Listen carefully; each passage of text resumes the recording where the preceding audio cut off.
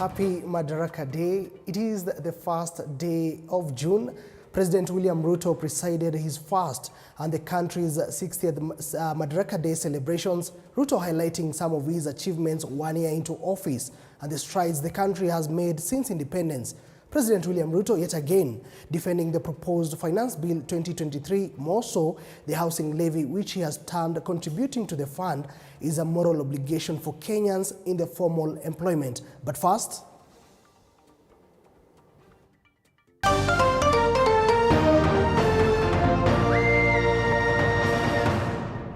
tonight, we have easily sustained intense discourse on the finance bill. President William Ruto defends the Finance Bill 2023. Hizo nyumba 200,000 zitatupatia ajira ya vijana 1,000,000. The president has highlighted 3 strong points for the housing levy project. This engagement with business community inspired the creation of the Financial Inclusion Fund, or the Hustler Fund. Also tonight, President William Ruto launches the Hustler Group's loan. On its way to becoming effectively the biggest financial institution by the number of borrowers and active loans. Groups such as Chamas and SACCOs to access funds through the product. In fact, the openness and credibility of the 2022 election are affirmed by the fewer petitions filed, 124 petitions compared to 303 petitions in 2017. Ruto insists he won the election slams Azimio leader over their demand on IEBC to open the servers. Cheap electric bodabodas top Ruto's list of new promises to Kenyans. We have to liberate Kenyans from the reliance on transport that depends on petroleum. For this reason, we are rolling out an electric vehicle public transport system. President William says the government will roll out an electric public transport system that will see electric bodaboda introduced into the Kenyan market in September.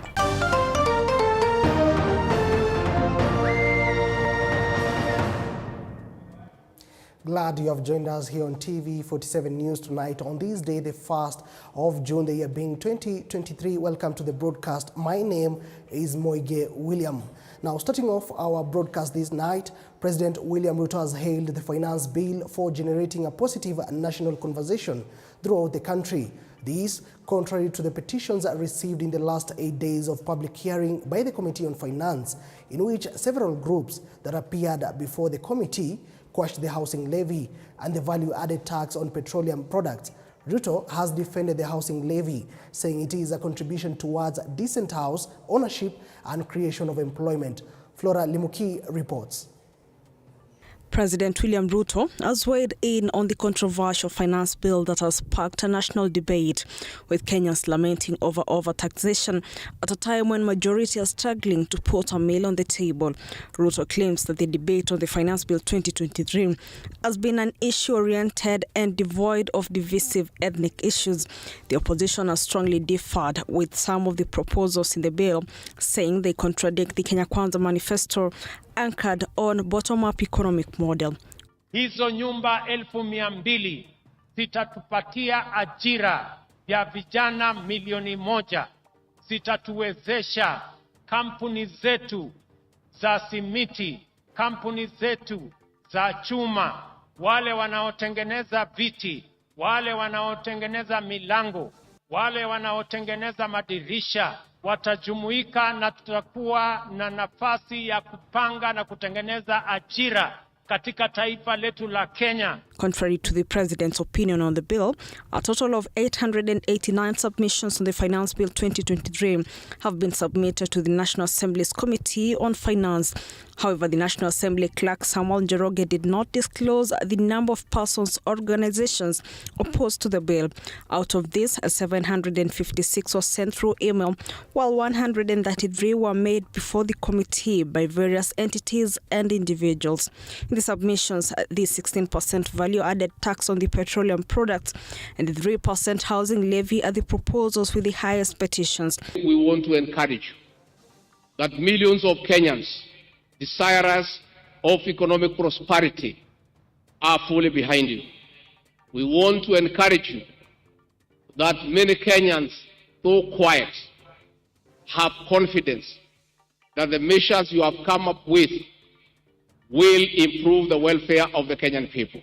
Speaking during the Madaraka Day celebrations at the Moi Stadium, Embu County, the second-in-command assured President William Ruto that millions of Kenyans support his plans to improve the country's economy. That the majority of Kenyans are behind you. Never mind our detractors. These detractors gave you no chance to succeed. As they see you making practical and pragmatic interventions, they are all over shouting and bringing a lot of propaganda. If passed into law, an employee and their employer will be required to contribute 3% of their income towards affordable housing. The bill will also increase the VAT on petroleum products from current 8% to 16%. Flora Limuki, TV47. Also, President William Ruto has launched the second product of the Hustler Fund targeting chamas and other financial groups, where those eligible are set to receive a minimum of between 20,000 to a maximum of 1 million shillings. The unveiling happening during the 60th Madaraka Day celebrations in Embu Thursday. The president said the fund is a financial inclusion fund, which is aimed at facilitating Kenyans to access funding through groups. Chamas and other financial groups are set to benefit from the much-hyped Hustler Fund. This follows the launch of the second phase of the Hustler Fund by President William Ruto, dubbed the Hustler Group Loan. Groups that enroll will receive a minimum of 20,000 shillings to a maximum of 1 million shillings. This engagement with business community inspired the creation of the Financial Inclusion Fund, or the Hustler Fund. In his Madaraka Day address at the Moi Stadium, Embu County, the head of state defended the Hustler Fund, saying it is aimed at facilitating people access to funding through groups and usher the collective-driven competitive market enterprise to the online domain. Without a doubt, the Hustler Fund has been more than transformational. In fact, it is revolutionary. On its way to becoming effectively the biggest financial institution by the number of borrowers and active loans. Ruto, at the same time, taking stock of the fund, expressed gratitude for the success of the first product of the Hustler Fund, the individual loans, where a total number of digital transactions now stands at 42 million shillings, through which 20.2 million Kenyans have accessed nearly 30 billion shillings and repaid 19 billion shillings, with 7 million being repeat customers. However, the president raised his concern on slow repayment of the loan offered by the Hustler Fund. Thursday, the head of state said not a single shilling had been stolen through corruption, calling on beneficiaries to hold the end of the bargain by paying back the amount lent out. And borrowers do not need to know anyone, bribe any official, or go through any complex bureaucratic procedures to access the Hustler Fund. The first phase of the Hustler Fund was launched by the president on November 30th, 2022, and was made available through mobile money service platforms.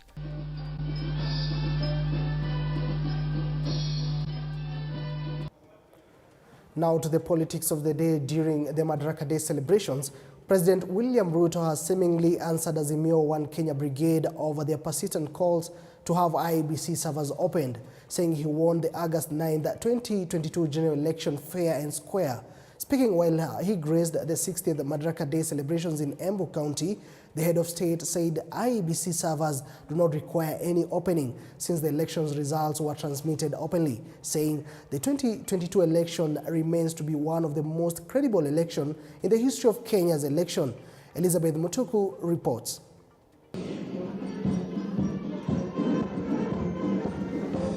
Politics of 2022 general election and opening of IEBC servers also found its way in the 60th Madaraka celebrations, with President William Ruto stating that he won fair and square, noting that the 2022 general election was the most credible polls, and that was also affirmed in by the courts despite the numerous petitions. Not only did Kenyans reject the old divisive politics of tribe and tribal chiefs, but they also demanded uninterrogated, well-considered party manifestos with detailed plans for economic transformation. As a result, although the election was closely contested, it was the most peaceful in the multi-party era in Kenya. And I want to congratulate all Kenyans for being participants in this great feat. The number one in command answering the Azimio One Kenya Brigade, who already have walked away from bipartisan talks table and issuing an ultimatum to the government to resolve the IBC formation matrix, insisting the government should reserve the servers. President Ruto says the IBC servers were open during transmission of election. Azimio Coalition sought to compel IBC CEO Marjan Hussein Marjan to provide information regarding the 2022 presidential election servers and the data contained therein. Else to compare and verify tallies and ascertain results. This enabled the IEBC to credibly declare and certify the winners of elections and to establish before court, in response to petition by the certified candidates, that the elections met the constitutional threshold as simple, accurate, verifiable, secure, accountable, and transparent. In fact, the openness and credibility of the 2022 election are affirmed by the fewer petitions filed, 124 petitions compared to 303 petitions in 2017. The Raila Odinga-led coalition had issued an ultimatum for the demands to be met by midnight on Tuesday, May 30th, a notice they later vacated before announcing a stalemate again. The fresh demands emanated from an Azimio parliamentary group meeting which demanded the withdrawal of Finance Bill 2023, citing untenable tax proposals. Siku wakaendelea kutafuta watu wetu pale atuwanataka kuzungumza. Tunawaangalia tu, tumepatia nafasi bado. Titafika wakati tutapiga pirimbi, lakini bado kidogo. Tumewapatia wiki hii, kesho ni Madaraka Day, kesho kutwa ni Alhamisi, na Ijumaa, alafu mpaka weekend. Sawa? Sasa tutapiga parapanda. Even as the bipartisan committee co-chair George Murugara revealed the cause of infighting, terming Azimio demands as extra-legal, signaling a fresh stalemate. The contest was triggered over Murugara's hesitation to co-sign a joint letter ostensibly giving directives to the Independent Electoral and Boundaries Commission IEBC, though he insists that the government side is ready to resume talks and will continue persuading their Azimio counterparts. Elizabeth Mutuko, TV47, Nairobi. Well, thank you, Elizabeth, for that report. And away from that, President William Ruto now says the government will recruit community health promoters throughout the country. He says one community health promoter will be assigned to 100 households and will be tasked with the responsibility of monitoring the health situation of the households, plus manage chronic diseases, if any. These, he says, will ensure Kenyans with chronic conditions are attended to and advised accordingly. And as Vera Labeta reports, the head of state has promised to ensure the universal health coverage becomes a reality. A healthy nation is a happy nation. President William Ruto says the national government will focus on promotive and preventive measures to ensure Kenyans live a healthy life by instilling behavioral change. Speaking during celebrations to mark this year's Madaraka Day, the head of state promised to ensure Kenya attains universal health coverage.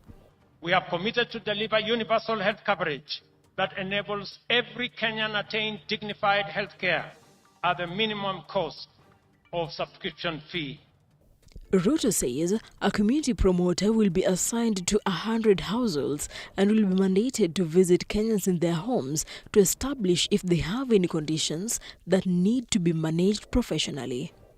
Each promoter will be tasked with visiting Kenyans at their homes to determine whether any condition need to be managed through healthier lifestyle or basic medical attention.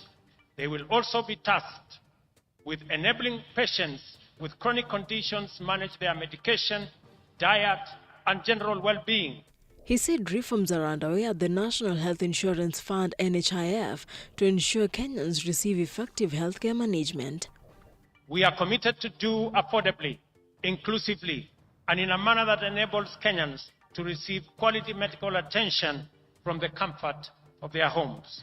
Towards this end, we are reforming the National Health Insurance Fund to meet the urgent needs of Kenyans at the bottom of the socio-economic structure by actualizing its purpose as a social medical insurance facility.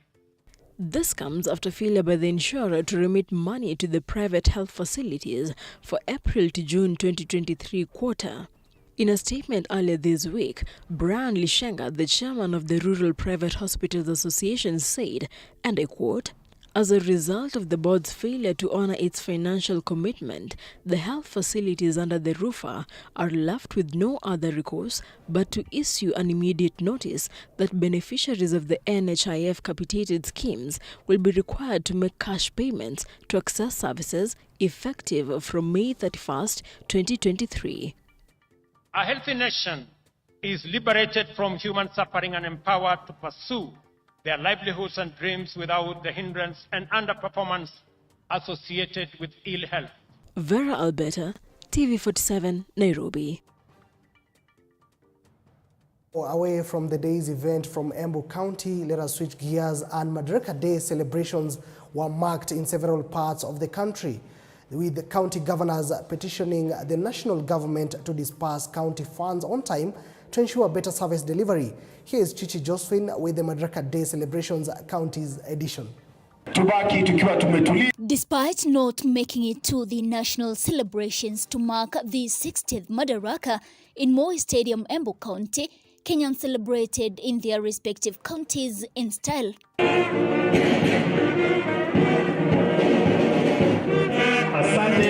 Once again, the national government has been blamed for delaying the allocation of finances to the county governments.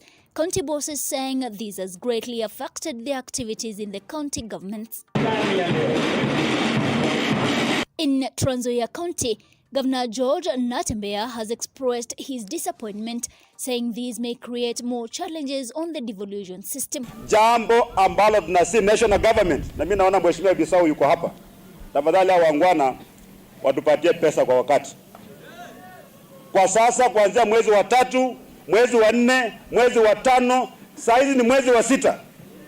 Hatujapata hata nduru kutoka kwa national government. Hawa jamaa wanatarajia tafanya kazi namna gani bwana?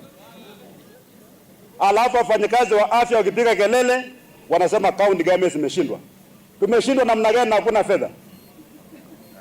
Lazima tupate fedha ile majukumu ambayo yamegatuliwa tuweze kuyafanya. In Murang'a County, during celebrations to mark Madaraka Day held in Kahuro grounds, Governor Irungu Kang'ata said that the war against counterfeit alcohol and illicit brews, which is being spearheaded by the Deputy President Rigathi Gachagua, will bear fruits if all stakeholders are committed to the exercise. We have today launched a portal. That portal is accessible to everyone, where people can click, get to know who has been granted a license or denied. If we have granted a bar which a Murang'a resident feels it ought not to get a license, feel free to lodge a protest with us. After 7 days, then we shall grant licenses, and that will then mean we have adhered to the directions of the Deputy President. And in Nandi County, Nandi Governor Stephen Sang called on the members of Parliament to pass the Finance Bill 2023 in its original form, arguing that the economy of the country requires bold interventions such as the housing levy proposed by the National Treasury. Mr. President, and the situation in Kenya, Mr. President, you have only 3 options. The first option is to keep quiet, not do anything, just relax. 5 years are gone and there is nothing to be said about you. That was option 1. The second option that you have is to continue borrowing and digging and getting Kenya into the ditch. The third option is to take the hard and difficult questions of ensuring that you stop digging the hole, but look for means and ways of raising revenue so that you can move this country forward. You have chosen number 3, Mr. President. Don't expect the idea to cheer you up. Don't expect the opposition to support you. Security matters dominated Madaraka Day celebrations in Kisii County, with Governor Simba Arati saying criminal gangs, drug peddlers and fake land dealers are responsible for the runaway insecurity in the county. Bwana County Commander, Bwana County Commissioner, kuna maofisa wako wengine wanashirikiana na watu ambao wanauza pombe hapa na wanauza madawa, tafadhali. Na wanajulikana. Kando na hiyo, Bwana Commissioner, nataka nikuulize tafadhali. Wakora ambao wanaiba mashamba, sio kama wanaiba mashamba, wanauzia watu mashamba ewa, ndio wanaoleta vucho hapa katikati mwa mji. Huyu jambazi sugu tunaye hapa, ambaye hako na warrant 3, nauliza tafadhali, huyu mtu akamatwe, afunguliwe mashtaka hapa. Chichi Josephine, TV47.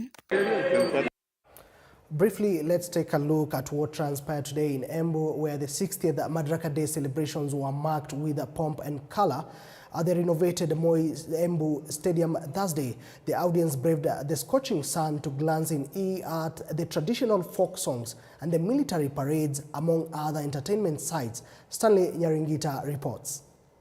Moi Stadium Embu was the center of focus Thursday, as thousands braved the scorching sun. Residents started streaming in the stadium as early as 4 a.m. in the morning to witness the 60th Madaraka Day celebrations. After President William Ruto inspected the parade flanked by the Chief of Defence Forces, Francis Ogola, the curious audience could not resist applause as the men and women of the military marched with precision, each bearing the tools of trade. Divisheni ya pili chini yake Captain Edwin Kemboi Chemwina wakiwa katika mavazi yao rasmi ya... But the military wasn't done just yet. wajibu wao siku hii ya leo. The audience was forced to tilt their heads in the sky as the pilots of these fighter jets and helicopters showcased their skills. Sema Happy Madaraka Day. The songs and dances reflected the 60 years of self-rule of Kenya, as it was a blend of traditional folk songs and modern dances. The Eastern Pavilion was also glittering with the national flags of the country, courtesy of the young boys and girls from different schools. And a tug-of-war game was the recipe to bring out the laughter from the packed stadium, one team pitting the border operators and county government officials. Stanley Nyaringita, TV47. Beautiful indeed. Thank you, Stanley, for that. Now, switching gears, tonight the Azimio coalition has boycotted an attempt to reconvene bipartisan talks on Tuesday next week after Kenya Kwanza rejected Azimio proposals on withdrawing the finance bill, the suspension of IEBC recruitment process, and the preservation of servers. Azimio co-chair in the talks, Otiende Amolo, accused the Kenya Kwanza of playing games, while Kenya Kwanza termed Azimio's demands as a gross violation of the law. Apollo Kamau reports ahead of Azimio's major announcement next week.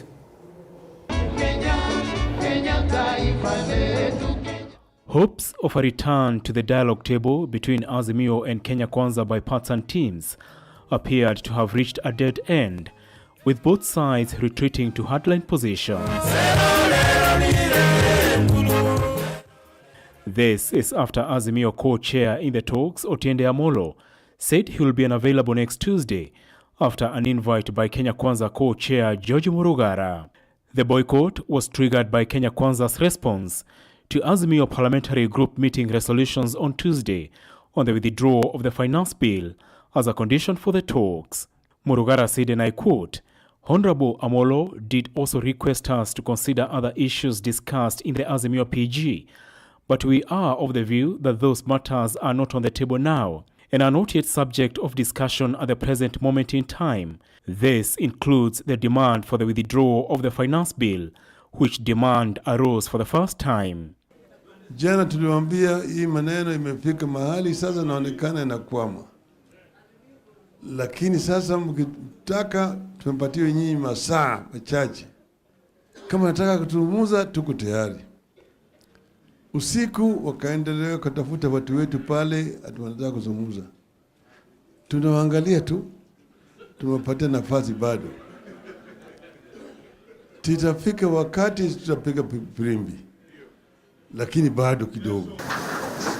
Murugara further dismissed Azimio's letter on IEBC, which had proposed the suspension of the recruitment of IEBC commissioners and the preservation of the server, saying, and I quote, as a committee recognized by Parliament, we are bound by the rule of law. We do recognize that IEBC, just like Parliament, judiciary, and other independent offices and commissions, are not subject to directions and orders from any persons and entity. It therefore came to us as a surprise that our colleagues wanted to enjoin us to commit a fundamental violation of the very constitution we seek to defend. Murugara cited the violation as the reason why he refused to co-sign the two letters on IEBC. Otiende firing back to Kenya Kwanza. Kenya Kwanza are playing games, probating and reprobating, offering concessions when matters heat up, then playing recalcitrant when things cool. Citing existence of laws and independence of institutions, no negotiations can be held this way. Azimio is expected to make a major announcement next week if Kenya Kwanza does not honor Azimio demands by Sunday this week. Apol Kamau, TV47. Apollo Kamau right there, thank you for that. And moving on, every 1st of June, Kenyans come together to celebrate Madaraka Day, a day in which the country attained self-rule from the British colony. However, as Kenya commemorates its 60th celebration, families of Mau Mau veterans say they have been abandoned by the government and now feel like their parents who were against the colonizers was all in vain. Elizabeth Atieno reports.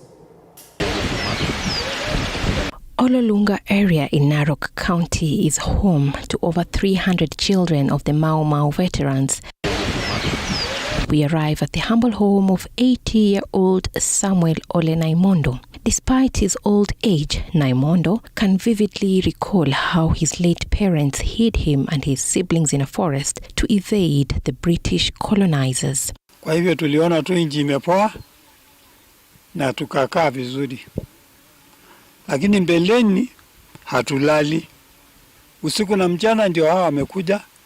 Wanatolea watu na kugonga na mabunduki. Na sisi watoto nayo tunajificha huko msituni. Tunawaona tu, tukiwa huko tunaona tu. Na tukiwaangalia nao wakiona watoto wanarudishwa hapa mahali kwa watu wengine. In 2020, Naimondo lost his mom after nursing an injury she suffered during the struggle for independence. Wakabomoa hiyo milima na mizinga. Kugonga.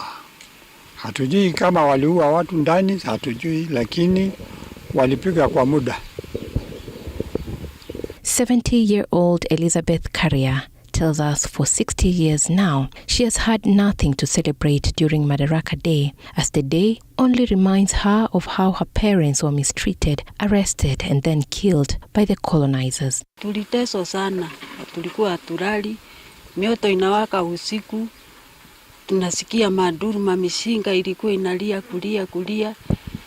Hata sisi asubuhi tunaenda kurokota pahali silianguka, sisi watoto hatujui ni nini naendelea. Narok County Mau Mau Association Secretary Daniel Kamau, whose parents were also murdered during the British rule, is calling on the government to compensate families of the Mau Mau veterans currently living in abject poverty. Ili kila sub-county iko na detention camp ambao watu walikuwa natesewa. Tuweze kupatiwa sehemu zile ili tuweze kufanya mambo ambao italeta ukumbusho wa watu wa Mau Mau katika sehemu ya Narok. Elizabeth Atieno, TV 47. All right, thank you, Elizabeth, for that particular report. 29 minutes past the hour, time for a short commercial break, but we will be back with more news, including an untold stories of General Kubu Kubu, a Mau Mau fighter who hailed from Embu. Keep it, TV47.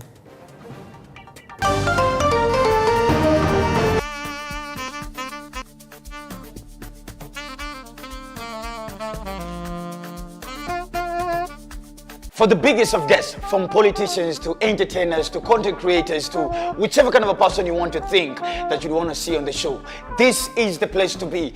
Dr. Funeke Tonight. Each and every Wednesday. My name is DJ Lizney, not your ordinary DJ. And of course, they call me the Eagle himself. Your host, Dr. Funeke, is my name. Of course, every Wednesday at 7:30. See you there and don't touch. Make sure to join us. Tell your landlord as well. Jua unalipia wa parent. Sikose.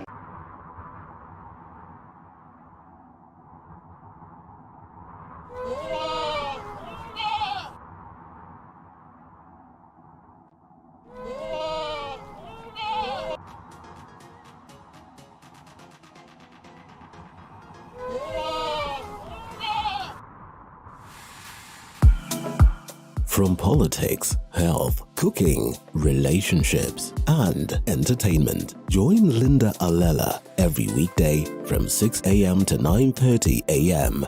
only on Morning Cafe.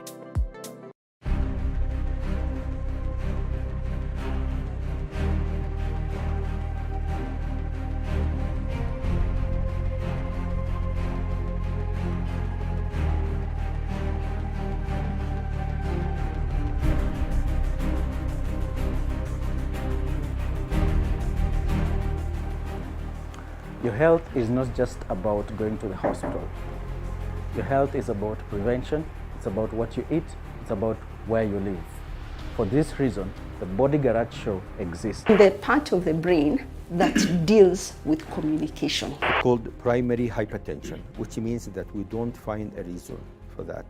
Join me, Dr. Chepsi, every Thursday, 8 p.m.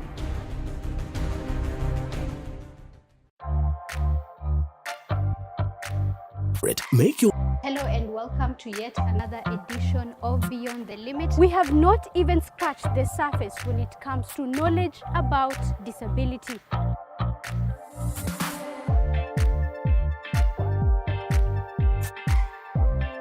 Beyond the Limit with me, Zainab Mohammed, every Saturday at 7:30 p.m.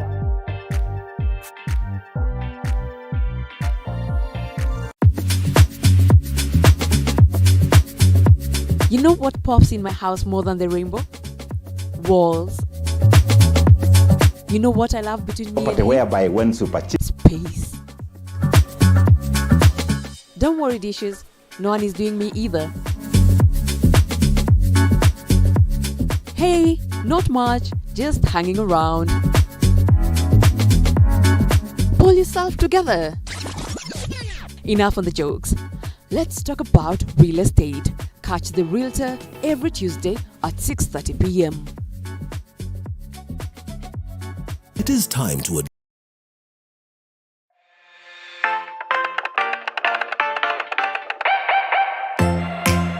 Conscious Works.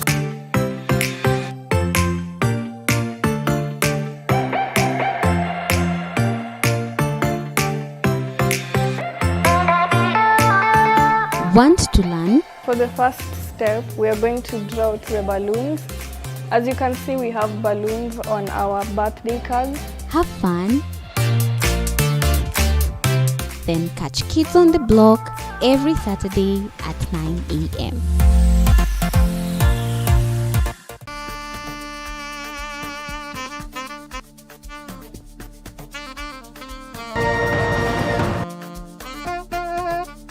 For the biggest of guests, from politicians to entertainers to content creators to whichever kind of a person you want to think that you want to see on the show. More news coming your way. And when the history of attaining internal self-governance is told, a lot of many names get not to be mentioned. And in our continued special coverage of this year's Madaraka Day hosted in Embu County, we searched and sought more information of the defiant Mau Mau general known as Kubu Kubu, a Mau Mau general who hailed from Embu and is known to have led freedom fighters from the region under the leadership of freedom fighter Dedan Kimathi until his untimely death at the age of 32. Tonight, we tell you of General Kubu Kubu's betrayal by the people he fought for their freedom. Embu, the county hosting this year's Madaraka Day celebrations, has a significant story to tell about General Kubu Kubu, a brave fighter who was betrayed by the very people he fought for. General Kubu Kubu, a trusted confidant of Dedan Kimathi and one of the unsung heroes of the Mau Mau resistance movement, played a crucial role in destabilizing the British force until he was ultimately discovered and killed. Born in 1922 as Njage Waikotha, he emerged as a prominent leader during the era of the Mau Mau resistance movement. Operating in the expansive Kirimiri forest in the east of Embu town, Kubu Kubu, also known as Kofu Kofu, served as the de facto commander of the Mau Mau uprising battalion in the region. Alongside Dedan Kimathi, Musa Mwariama, and Waro Hio Itote, known as General China, he stood as one of the influential figures leading the Mau Mau movement in Kenya. The tale of Kubu Kubu is best recounted by his only surviving offspring, Nyaga Kubu Kubu. Nyaga, now a grandfather of 8, resides in the outskirts of Embu town, Carolina. He owns a 1-acre piece of land where he seeks solace from the bustling hustle of the country's capital. Nyaga was fortunate enough to experience his father's love and affection before his tragic death when he was shot by a home guard at the tender age of 2. Alipopigwa tear gas, akaona sasa hatutakufa na yeye. Akanichukua, kuna mama alikuwa analima viazi hapo juu ya kefu.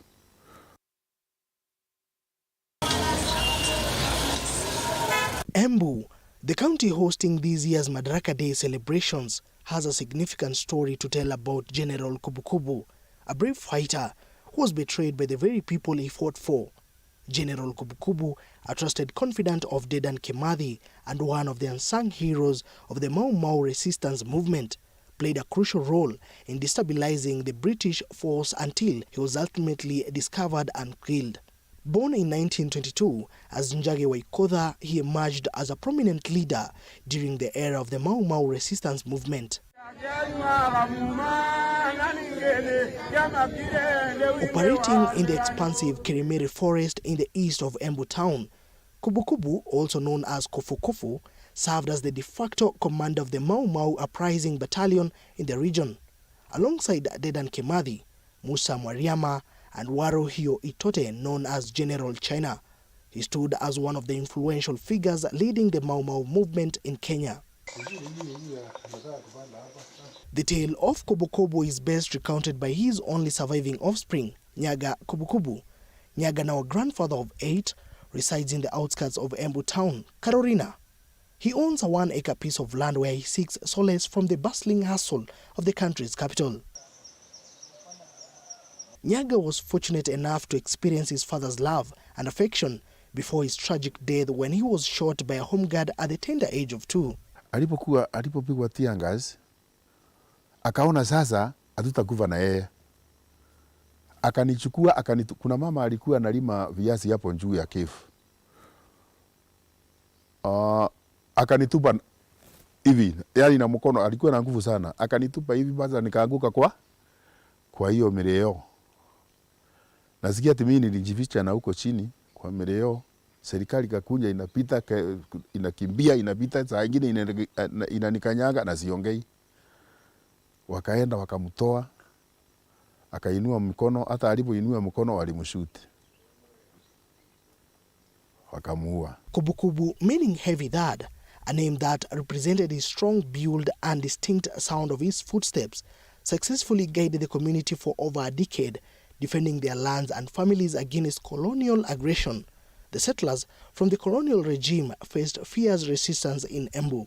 Ile kutembea kwake na ile nguvu alikuwa naye, akitembea unasikia kuna kitu inakuja, ni kama ndovu. Kubu, kubu, kubu, kubu, hivyo. So it was very strong.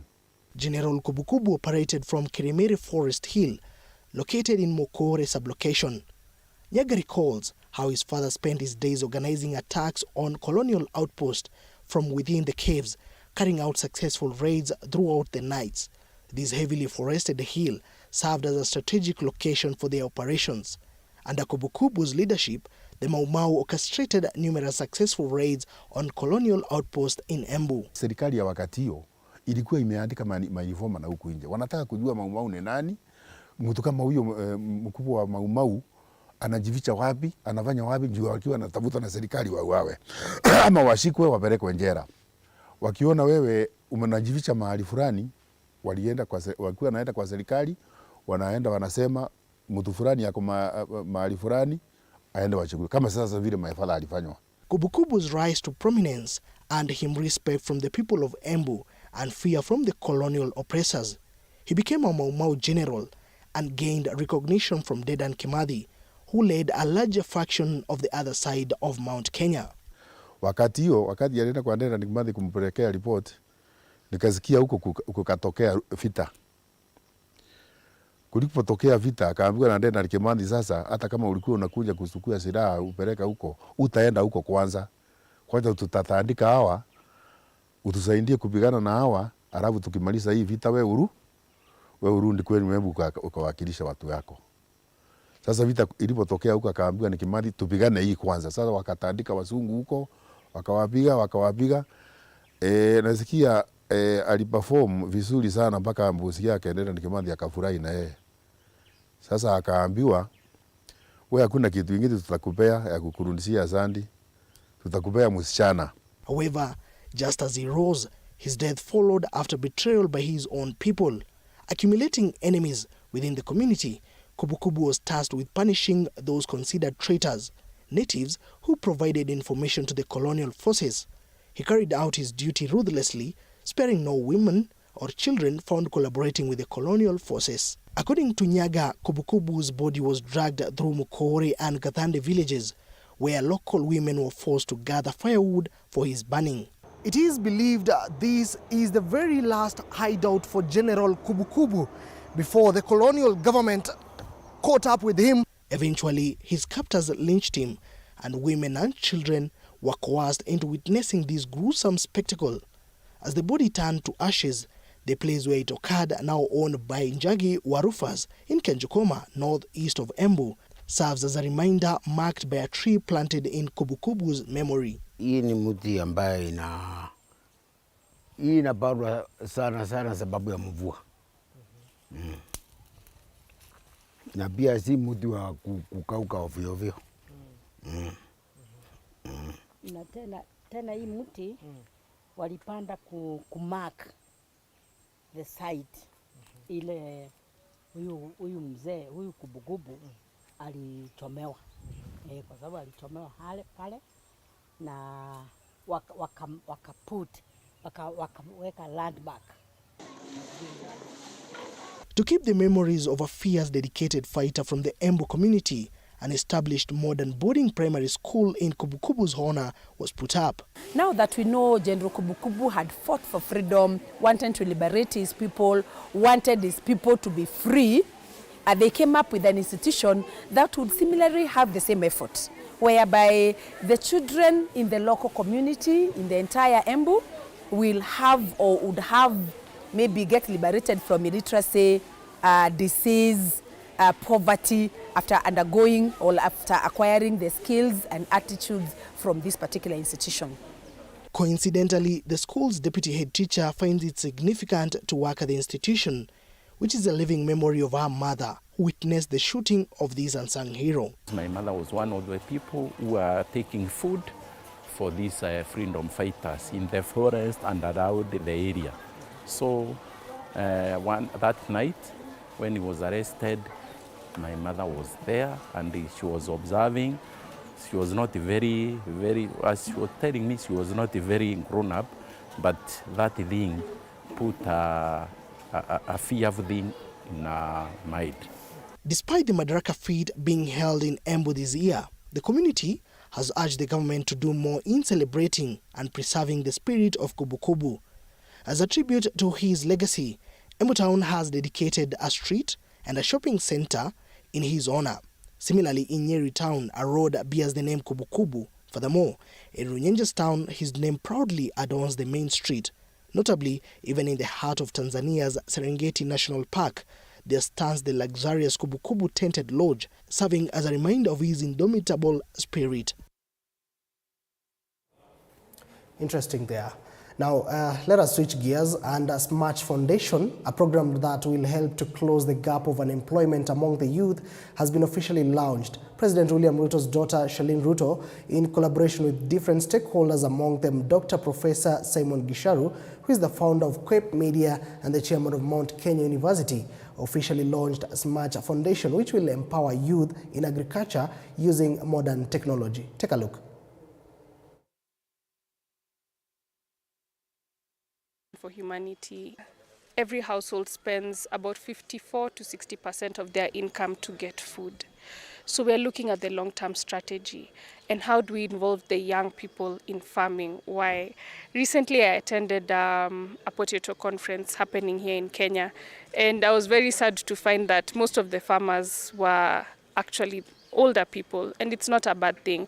But in the room, I think myself and a few of the young people I came with, we were a total of maybe 5 people in a room of 150. So it means we still have a lot of work to do. We need to inform the young people that this is the right opportunity for them. Many young people reach out to me. They're looking for a job or employment, but that's not what I hear. I actually hear that the deeper thing that they're looking for is a source of income. So why can't we make agriculture our source of income?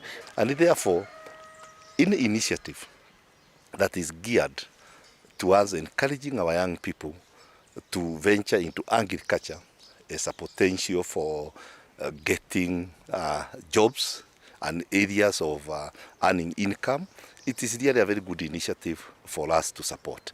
And basically, that is why we want to work with the Smarch Foundation, because it's endearing itself with part of solving the challenges we have in as far as graduates of our institutions is concerned. All right.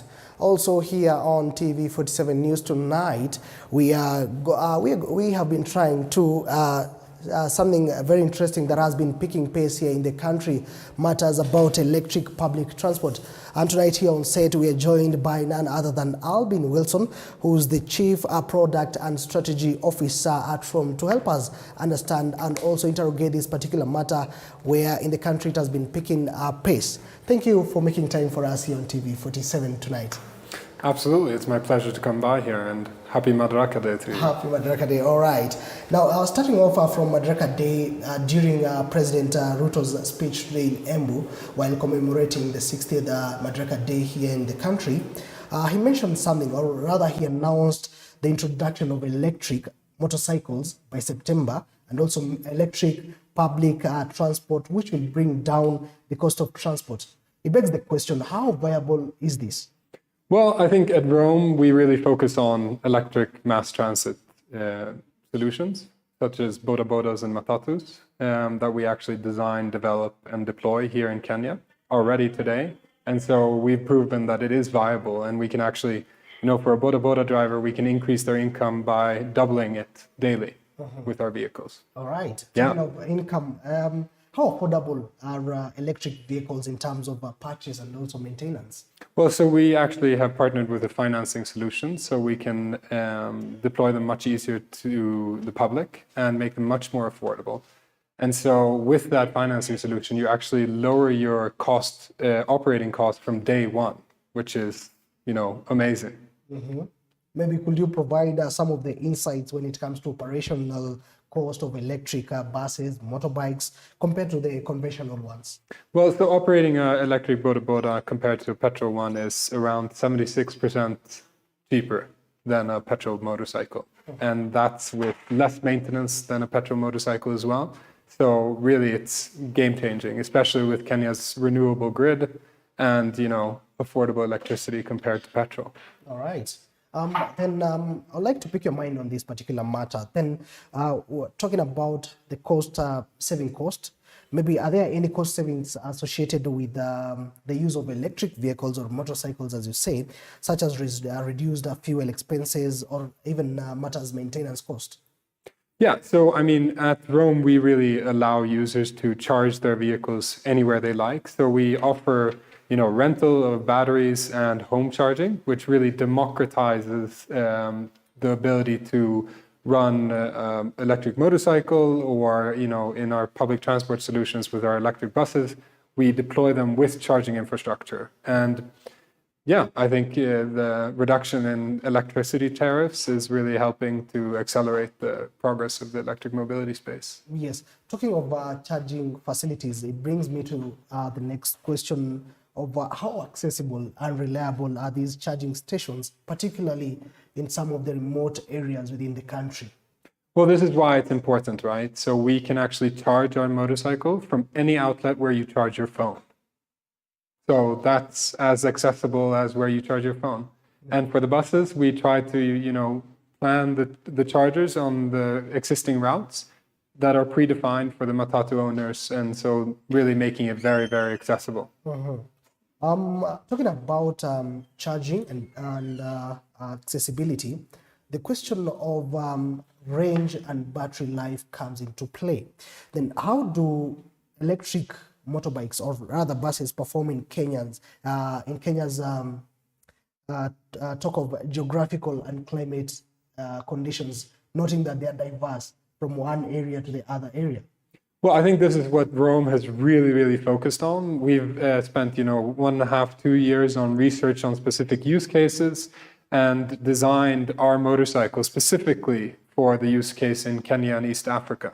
So not relying on foreign imports of, designs of full motorcycles, but really tailoring them for the boda boda market here. And on the bus side, I think we're really focusing on the same ethos and trying to make sure that we design it for the local use case. Right, fair enough. Taking note to that, then from where you sit as an institution, maybe what are some of the plans that you have in terms of to establish a comprehensive charging infrastructure within Kenya, which is accessible?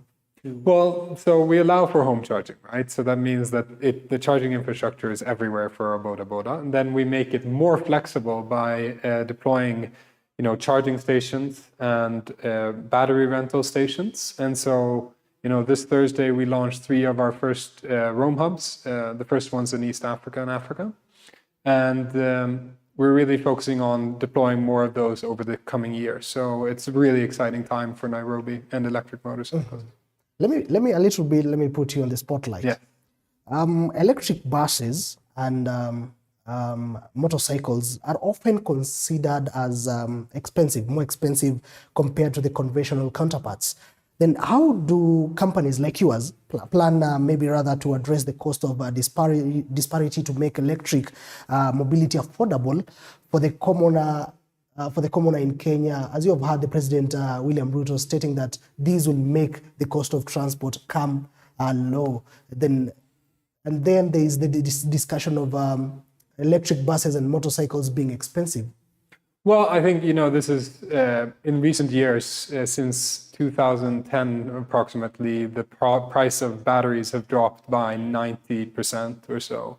And so really the parts going into the vehicles have radically reduced in price. And I think now we're at a point where we can really create very affordable vehicles for the general public here in Kenya. So I think it's a misconception, actually. And I think we are actually at the point of mass adoption. All right, fair enough. Now, this is a discussion that the government has also picked up. Maybe are there any government incentives of subsidies available to support the adoption of electric buses or other motorcycles within the country? So I think there's been a lot of work done recently on that. And, as with the government now, they're really doubling down on policies and tax exemptions and things to accelerate the adoption of electric vehicles. And we're seeing that. And we really see that, I think the future is bright and electric for Rome. All right. That being the case, then how does this reflect to the common mwananchi in Kenya? These incentives and also tax waves that you're getting from the government, how will it reflect at the end of the day to the common mwananchi? So I think on the bus side, it's directly on users' fares and the experience, obviously, of riding an electric bus. On the boda sector, I think we're doubling down on making that those exemptions come directly to the users, go to really actually providing cheaper, more affordable, cleaner, and better transport. All right, fair enough. In each and every environment, there are challenges, of course, right? Of course. Fair enough. Then what measures are being taken to rather address any potential challenges that may crop up associated to extreme temperatures or long distance between charging stations from one traveling point to the other when it comes to electric buses and motorcycles? So that's why we're really trying to, locate where the hotspots are for our users and really deploying infrastructure where it matters the most for them. And so doing that, I think, strategically really helps us provide the best possible service for the end users. And then for the bus, it's about tailoring the product, tailoring the operations for the specific use case, and really making it as affordable and well-working as possible. All right. All right. Now, before I let you go, it will be so unfair before I put you again on the spotlight and ask you this. Rather, can you share maybe some of the experiences or success stories that you have as an institution from where you see it, and also case studies from other regions or countries where electric mobility has been implemented? Well, so I think, for us, it's really all about the end users and the experience from our end users. And we have one of our users, Lillian, she was one of the first ones to finance our motorcycle with one of our partners. And she's experienced, increase in income, a better experience using the product, a really unique offering to her end customers, which are deliveries and boda riders, right? And so I think that story really is very, very powerful, and seeing that all over Kenya will be a very exciting time, I think.